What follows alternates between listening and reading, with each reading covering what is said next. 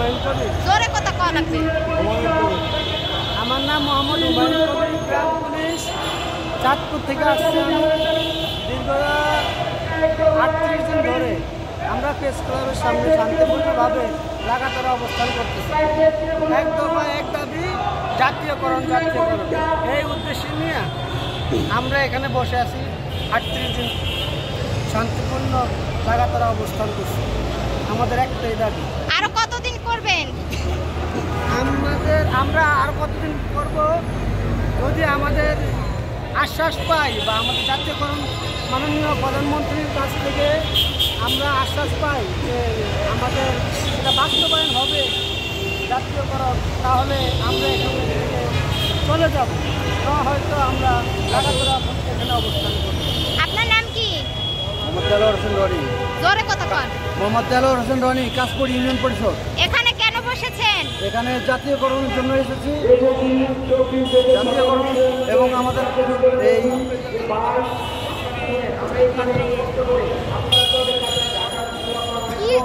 কি জাতীয়করণ?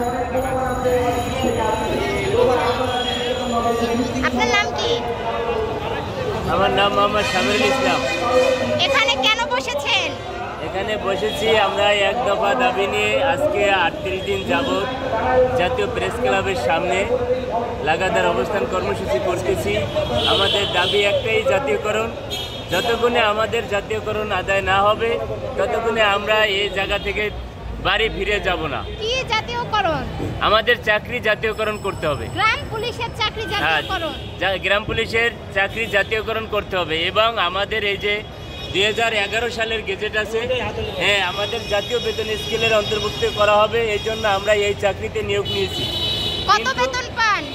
আমরা এখন নামমাত্র বেতন 6500 টাকা বেতন পাই। এ দিয়ে আমাদের সংসার চলে না, আমাদের পিঠ দেয়ালে ঠেকে গেছে। আমরা এক সপ্তাহের বাজারও করতে পারি না, বিদেই আমরা এই রাস্তায় আজকে 38 দিন যাবৎ লাগাতার অবস্থান কর্মসূচি করতেছি। বউ সন্তান আছে, তাদেরকে খাওয়ান পোষণ করতে পারতেছি না।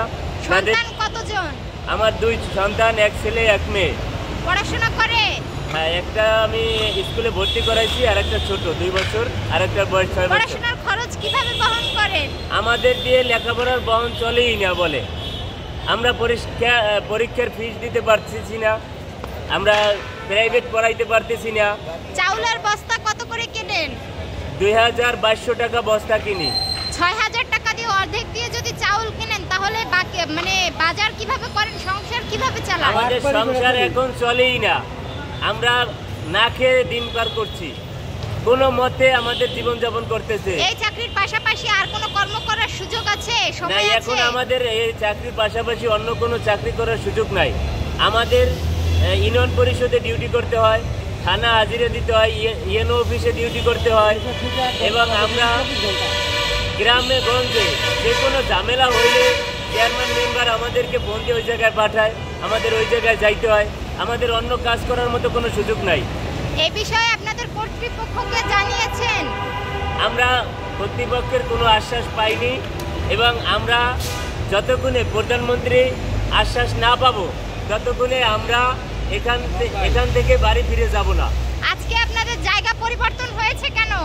আমাদের জায়গা পরিবর্তন হয়েছে আজকে, ওখানে ওই যে পার্বত্য জেলার প্রাইমারি টিচাররা তারা আমাদের আসার আগেই জায়গা তারা বসে গেছে, এই জন্য আমরা এই জায়গায় অবস্থান করছি।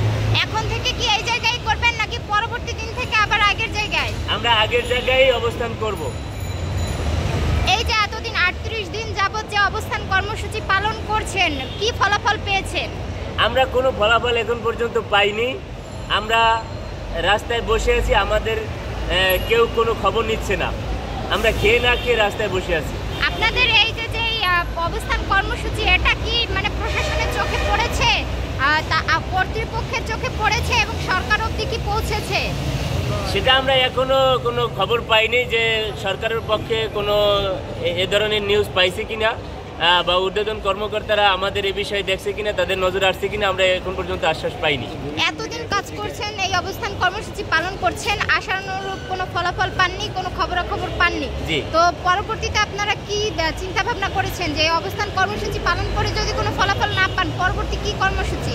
আমাদের 10 জুন আমাদের সাংবাদিক সম্মেলন আমরা করব। যদি আমাদের সরকার থেকে কোনো আশ্বাস না পাই তাহলে ওই সাংবাদিক সম্মেলন থেকে আমাদের সামনের কর্মসূচি আমাদের যে বঙ্গবন্ধু আদর্শ গ্রাম পুলিশ বাহিনী কেন্দ্রীয় কমিটির সভাপতি আছে তিনি আমাদের সামনের কর্মসূচি ঘোষণা করবেন। ঠিক আছে, ধন্যবাদ।